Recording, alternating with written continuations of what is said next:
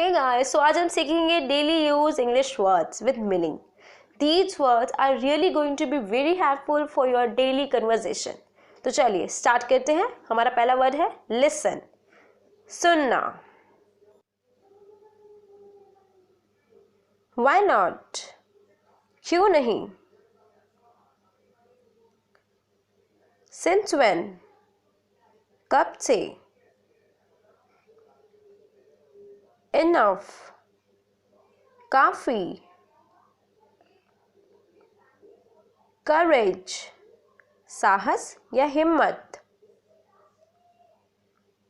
Proper, उचित या ठीक. Really, सच में. Literally, सचमुच या सही में. रिप्लाई, जवाब देना. स्पेशल, खास या विशेष. ड्यू टू, की वजह से. डिपेंड, निर्भर होना. कंप्लीट, पूरा करना. ऑब्टेन, प्राप्त करना.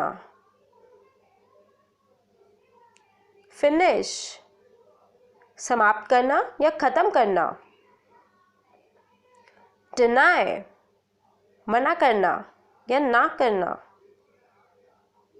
रिमाइंड, याद दिलाना या याद करना. इन फ्यूचर, भविष्य में. मेक अ नॉइज, शोरगुल करना. सो ये थे हमारे आज के कुछ इंग्लिश वर्ड्स विद मीनिंग.